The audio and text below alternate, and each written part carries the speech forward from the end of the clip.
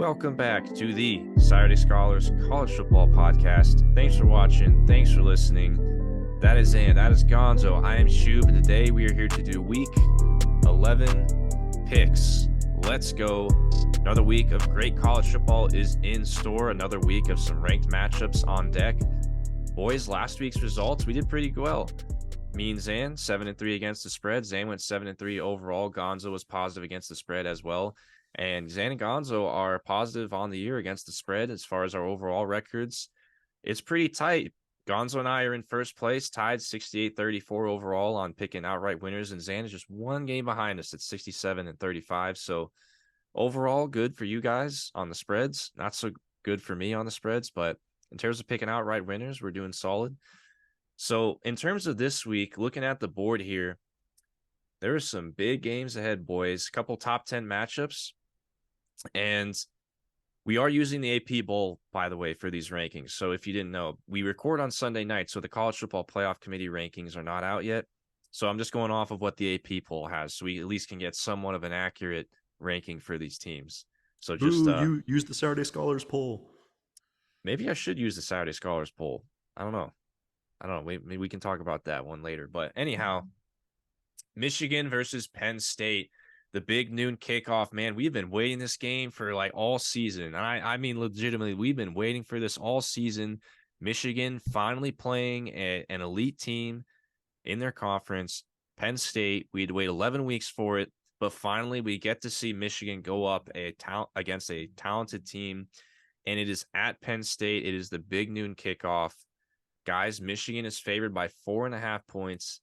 They have absolutely been destroying their competition up to this point. And you have Penn State, who is reeling off of that very disappointing loss against Ohio State in the shoe a couple weeks ago. Got a bounce back win last week against Maryland. But what do you guys think is going to happen here? Can Penn State win this game? Penn State absolutely can. I think they are a victim of TV ratings in the sense of this game. I would have a much more cautious approach if it was at night. But given that it's going to be a noon kickoff, given that Michigan's the more talented team, I like the Wolverines in their first actual test of the year to win the game by at least a touchdown. So I'm going to go both ways for the Wolverines. And like Michigan and Penn State, like I think they're both solid teams, but Penn State just doesn't have a prolific offense. And Drew Lar has been playing okay. His stats look good in terms of ratios and whatnot, but I just don't think they're prolific enough to be able to beat Michigan like this. This is going to be a low-scoring game. I'm going to go with Michigan both ways by about a touchdown, but I think it's going to be very low-scoring. I'm in agreement. I'm going to go with Michigan both ways here. Listen, Michigan has been absolutely destroying teams. And yeah, like we've been saying all year on the pod, they haven't played a team of relatively similar caliber. And we've okay, we got to see it against one of these big dogs like Penn State and Ohio State before we really are able to get a good judgment of your team. That being said, we have gotten some head-to-head comparisons here because these teams are all starting to play each other. Michigan has been absolutely blowing out and dominating teams that Ohio State and Penn State haven't necessarily done. I'm going to go with Michigan. I think Michigan is legitimately an elite team that I think, yes, they've been playing bad competition. I think they're going to show it here. I think Michigan can win by at least a touchdown. And you can make an argument that Michigan's the best team in the country. You can make that argument. I don't know if I buy that argument right now. I have to see it this week. But if they beat Penn State very convincingly in Happy Valley, let's keep in mind here, this is in Happy Valley. This is going to be a tough environment.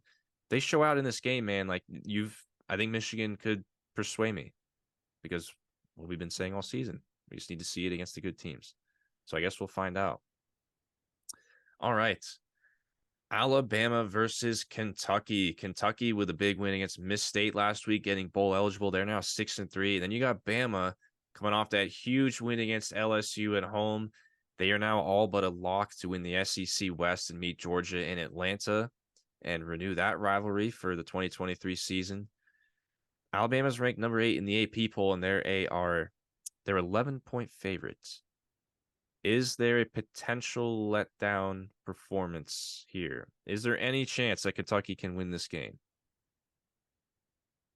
Honestly, in my opinion, no. I'm taking the Tide both ways. I think this defensive line will maul that Kentucky offensive line. I think Devin Leary against this Alabama defense is not going to be a positive outcome for the Wildcats. And considering that this defense was able to just stymie that electric LSU offense, I don't think they have any problem against the Wildcats. I think they just cruise. Yeah, I think Kentucky's going to get blanketed in this. They might get some scores late in the game after it's already decided, but I think Alabama's going to win this pretty decisively. I'm taking Alabama both on the win and the spread. Yeah, I completely agree. Kentucky's not the prototype of a team that you think could beat Alabama. LSU is kind of that team of the offense that can do it. Kentucky, not so much. This spread at being at 11, a little bit smaller, a little bit shorter than I thought it would be. So this is bait here. You don't normally see an 11-point spread. That's a rare number. It's not usually a key number there. So that was interesting to me. That really stood out. Usually it's at like 12 or 12 and a half. But anyways, yeah, I'm gonna take the bait here, hook, line, and sinker on Bama. I think they go in there to Lexington. I think maybe there's a slight letdown performance, but I mean, second half Alabama is going to cover this game. We see it happen every week. So I'm going to take Bama to cover here. So we got a universal agreement on the Tide. All right. Miami versus Florida State. This one is in Tallahassee. The Noles come in as a 15-point favorite. Miami is reeling after a very, very poor performance against NC State, which they lost that game, did not score a single offensive touchdown. Florida State sleepwalking last week in the first half against Pitt, but then, obviously got it together in the second half. Florida State's been rolling. They're undefeated. They've clinched their spot in the ACC title game. This is the last ACC game the Noles play before they move on to play the Gators in the Swamp in a couple of weeks. Guys, can Florida State move on to 10-0 and take care of their rival Miami? We're picking this because it is a rivalry game, of course, but it is in Tallahassee. Is there any chance the Canes have to pull off what would be a very big upset in the college football picture? No. Florida State is way more talented. They've been holding out receivers like Coleman and Johnny Wilson to keep them healthy. Those guys are going to come back ready to go. Nothing about Miami scares me. And I think this will be the game that leads to the quit factor for them for the rest of the year. So all that being said, FSU, both ways, I have no problem laying them. I'm very confident that the Noles will win this, and it helps that it's up there at Doak Campbell. Yeah, I mean, Miami is just a bit of snake oil, like in terms of their early year success, where we thought, okay, Miami might have it together. Miami might be a pretty solid team this year. And then, of course, they've completely fallen apart. Florida State, I think maybe Miami was looking ahead to this game against Florida State, but Florida State realizes Miami is a threat to their season. They're not going to overlook them. They are playing at home. They're going to be well energized. And I think this minus 15 is bait by the sports books to make you take Miami to cover that because it's a full 2 touchdowns. And because of that, I'm not falling for that bait. I'm taking FSU both ways. Well, the agreement has been strong so far this week, and the agreement is going to continue. I'm taking Florida State to win and cover this spread as well. Yeah, listen, Miami's offensive performance last week was horrible. Tyler Van Dyke with 3 interceptions. I think Tyler Van Dyke may be playing through an injury or something. Something's just not right. Something's just not right now with Miami. And listen, Miami might have a bounce back performance. Like, they are, of course, going to play up for this game. Like, I expect Miami to obviously play better than they were last week.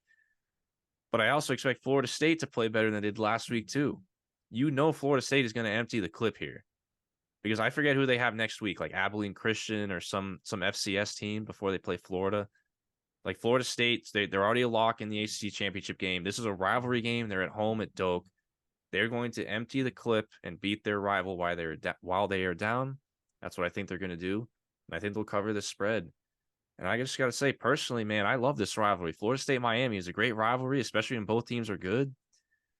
Miami's not holding up their end of the bargain, man. A few weeks ago, I was looking forward to this game, and it has lost its steam, man. That balloon has deflated a lot. So I'm a little disappointed, but we shall see. But I would be surprised if Florida State doesn't come out swinging here. Speaking of swinging, how about Utah? Utah definitely likes to swing at their opponents, and sometimes they land the knockout punch.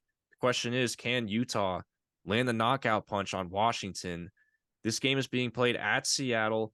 Washington with a crazy shootout win last week against USC. Washington, the dream season is still alive. They are 9-0. The Washington Huskies 9-0. They are escaping by every week, and now they got to play Utah, their antithesis. Utah with their very slow-paced offense and elite defense. They're going to try to slow down Michael Penix, man. This is a matchup on that side of the ball that I'm going to be very interested to see. Utah has been a thorn in the side to teams that have this prototype of Washington's. So is there an upset potential here? The sports books really like Washington here. They like them as a 9.5-point favorite. What do you guys think is going to happen? So I love what the books did here. They took basically Washington's last 3 games, averaged it out, and then that's how we get this spread. 8-point win over the over Arizona State, 9-point win over Stanford, 10-point win over USC. So very creative books. That being said, Washington, they have not been blowing teams out. I do think they will win the game, but I'm going to take Utah to cover the spread. Utah's got a stingy defense. They did go in and beat USC. I do think that they can score, and I do think this game will be more competitive than some may think. So Huskies will win it, but I think Utah makes them sweat it out. So I think the Huskies remain undefeated. We'll just get that out there right now. But I think right here, Utah is in the middle of a gauntlet right now, and Washington has proven that they're not out of gas, that they're indeed a tried and true team, that they indeed have a lot of NFL talent. And quite frankly, the arrival of Dylan Johnson is just another weapon that they've added to their arsenal. With him emerging at the right time in the season, I'm going UW both ways here. I think UW's going to win and cover. Interesting. Well, listen, I don't know what Utah did, but Utah definitely took that blowout loss against Oregon very personally because they turned around and they beat the crap out of Arizona State last week. You guys realize they beat Arizona State 55-3 last week. And Arizona State's been playing opponents like they've been playing good teams a lot better recently. So that kind of low-key impressed me. That being said, yeah, the line is very interesting to me, man.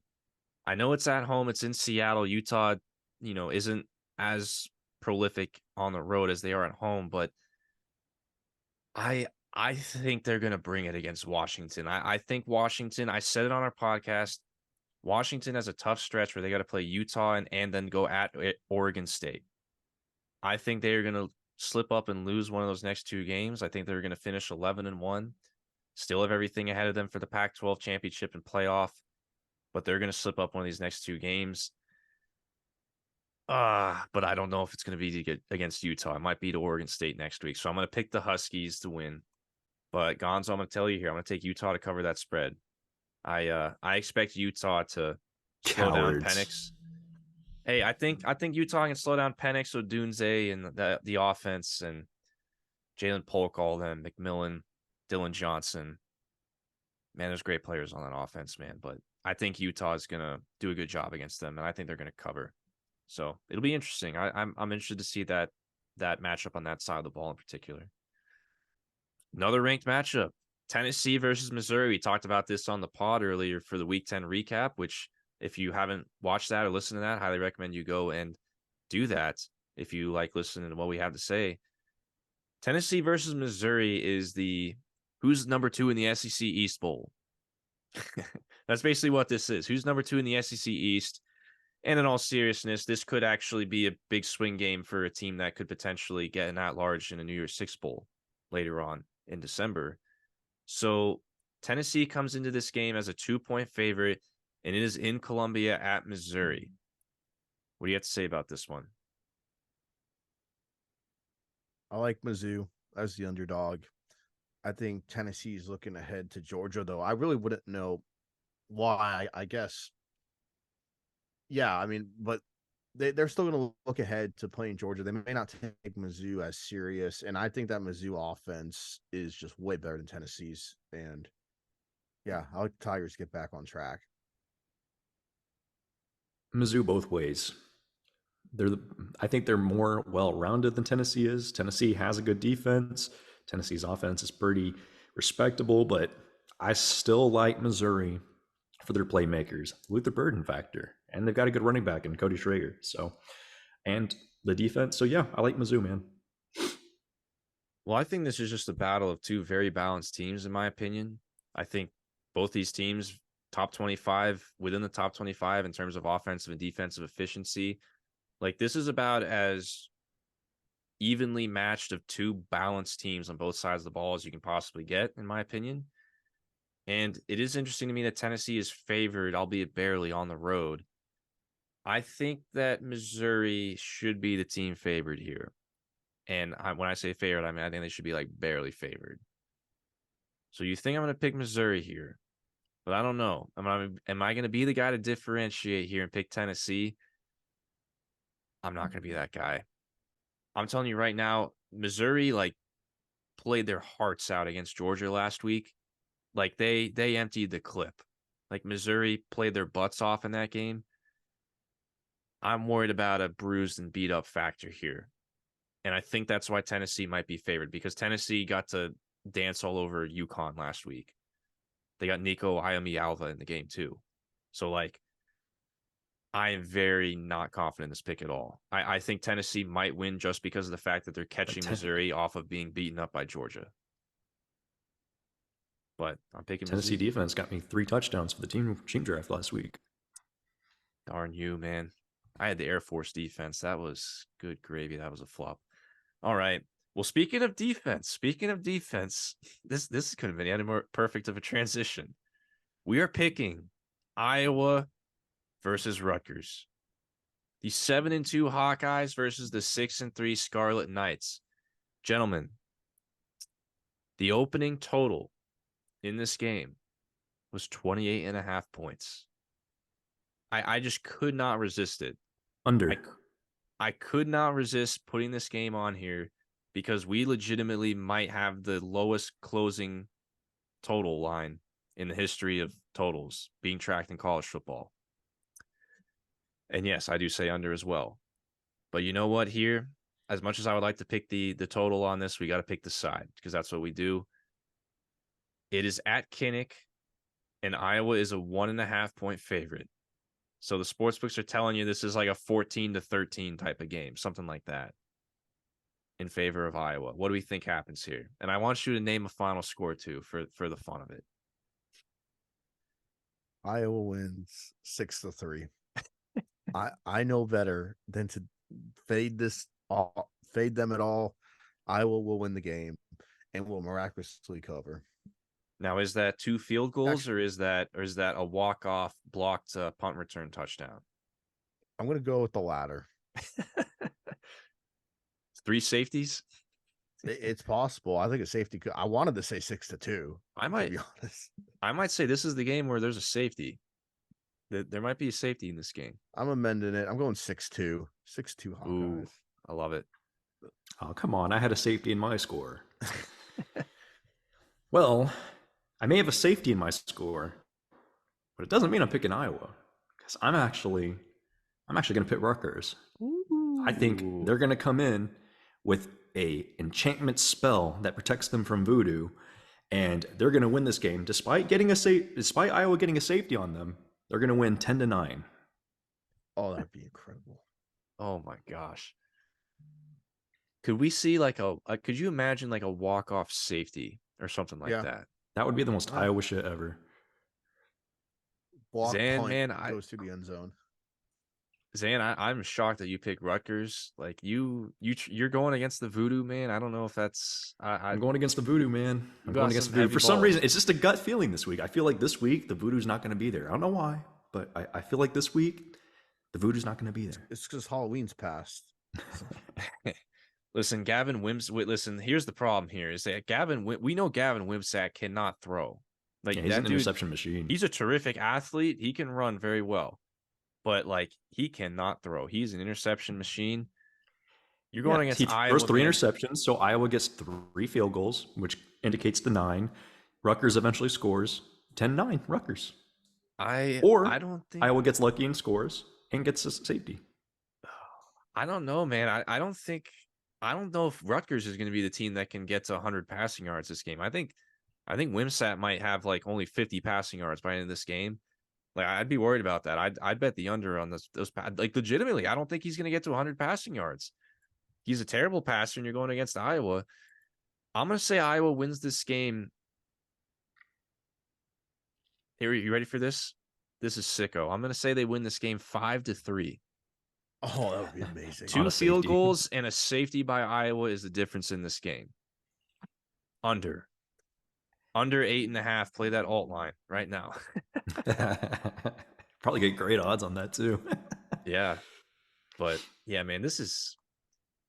Oh, another one. I might actually watch this game just for this like entertainment factor. Like I would never watch this game, but like I'm legitimately like curious to see what happens here. Nobody watches Iowa football to watch good football. They watch it because they No. like to see a train wreck. I'm gonna be a sicko and might throw this one on my secondary screen just to see how the hell Iowa pulls this crap out. All right. More competency, more offense. Let's get back to it. SEC showdown right here between Ole Miss and Georgia. The Rebels coming in number 10 in the AP poll. They got to go at Georgia. Georgia is an 11.5-point favorite. We talked about Ole Miss's schedule at the beginning of the year. We talked about Ole Miss saying they got one of the toughest schedules in the country. And to their credit, man, Lane Kiffin has got this team firing in all cylinders. 8-1. Like that is incredibly impressive for Ole Miss standards against this schedule. Like Lane Kiffin has this ball rolling. The question is, have they reached the ceiling where does the Lane train come to a crashing halt when you face the Georgias and the Alabamas of the world? You already lost to Alabama earlier in the year in Tuscaloosa. Now they got to go play at Georgia. Does the Lane train come to another crashing halt here, Gonzo? What do we think? I think we need to call the Secretary of Transportation because there's been a derailment. I definitely think that Georgia will win the game, but I think Lane and company will keep it close. I just don't think Ole Miss is at a spot to be able to actually defeat the big dogs in the conference, the big dogs still being Bama and Georgia. And they did survive the trap game, which I was happy about, beating A&M, but I just don't think they'll have. I don't think Jackson Dart, I don't think that offense is going to have enough to move it on Georgia's defense. And Georgia will obviously do enough to win this at home by 10 points. So I like Ole Miss to at least cover. Yeah, so obviously I'm going to pick Georgia to win this game. They're at home. Ranked matchup, a lot on the line. But Ole Miss is kind of quality, man. And I think Georgia, they were tested last week against Missouri. I think it's going to be a close game. I think Ole Miss has got some talent. I think it's going to be about 10 points, just like you said, Gonzo. And I think my biggest thing for taking this right here is I think Georgia could be up by about 17, with like 5 minutes to go. And then Ole Miss gets kind of like a garbage time TD to hit the spread. That's what I think could happen. Oh, I like that. That's a good point. This spread just screams backdoor AF right there, especially with Lane. Lane pays attention to what spreads are. We always are like, Oh, yeah. hey, we think these coaches actually know what the spreads are and F around with it. Especially Lane. Like Lane is the type of dude who'd be like, I'm going to hit the spread just to like spite you. Like, Yes, I 100% agreed there. Well, if I can't win the game, I'm winning the spread. Well, we talked about how I am on picking Georgia spreads this year. Gonzo, you broke the curse earlier, or Zan, you broke the curse a couple weeks ago. Gonzo, you finally broke the curse last week. I unfortunately have not been able to break the chains. And I'm sitting here and I'm thinking, I have an idea in my mind. I'm looking at this spread. I'm thinking, like, I think I know where I'm going here. I hope these guys are in agreement with me, because then it'll help me feel better about my pick if you guys are in agreement with me.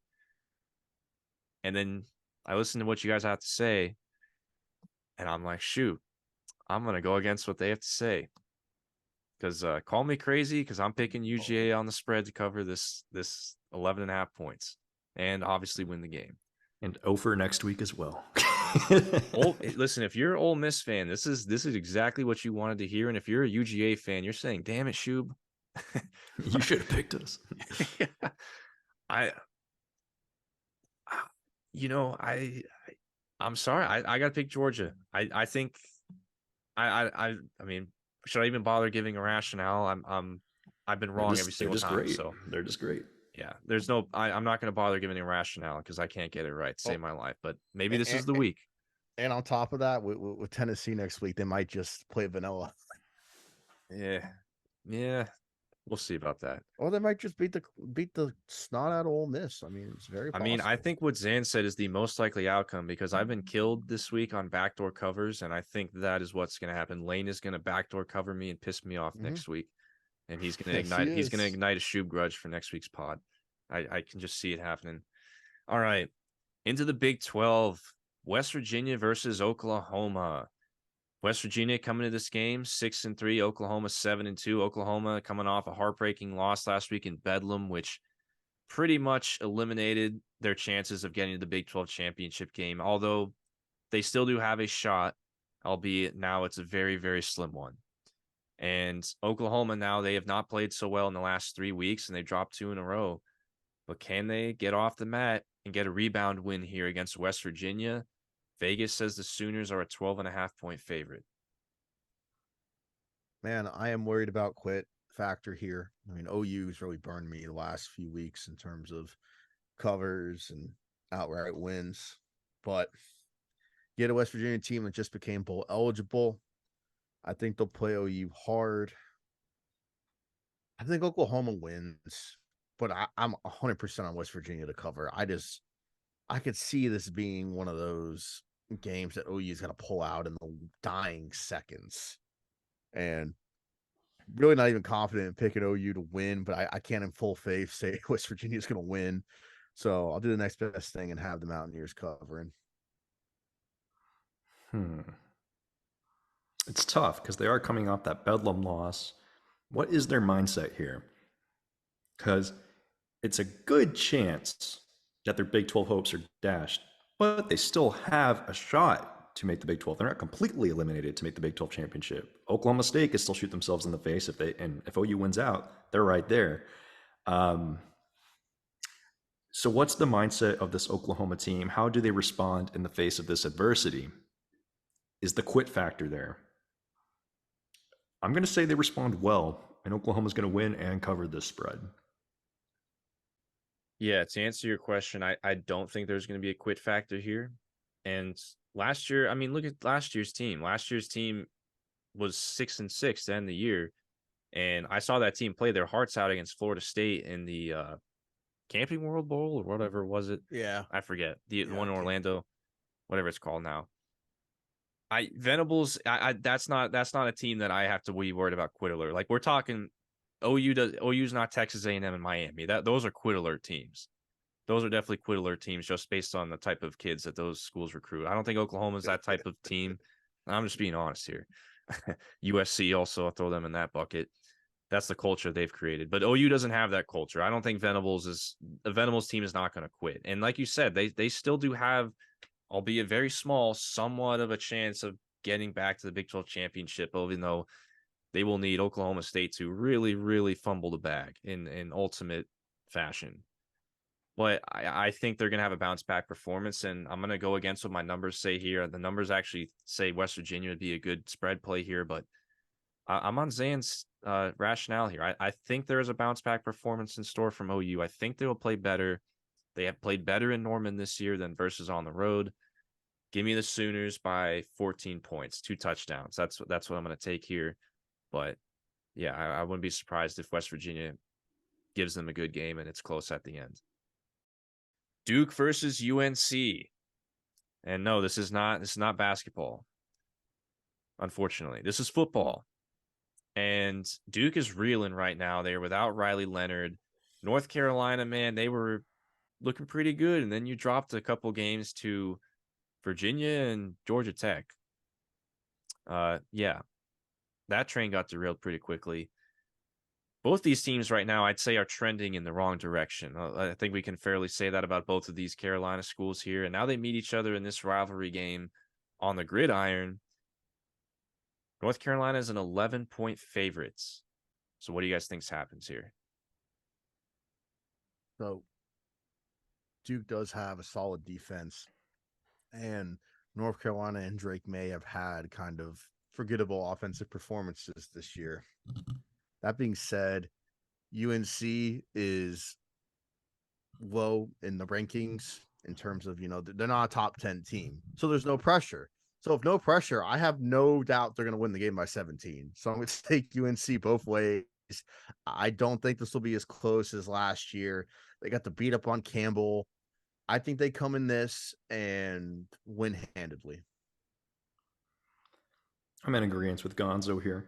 11 to me, anything 11, something that like kind of teeters on like 10, like a touchdown, a field goal, or something like that, always feels trappy to me to go to the other team. And for that reason, I think a lot of people fall into that. People be like, oh, Duke can cover that 10 points. Their defense is good enough. I just don't think they can score the ball. I'm with Gonzo. UNC, both ways. Yeah, it hurts, but I am going to complete the triage here. UNC both ways for me as well. I mean, it hurts, but you got to fade Duke right now. They've just been not playing well at all, and without Riley Leonard being able to run, without him even playing in the first place, like Duke is just not good at offense. They just can't move the ball. And yeah, I know UNC's defense sucks, but man, Drake May's gonna feast, man.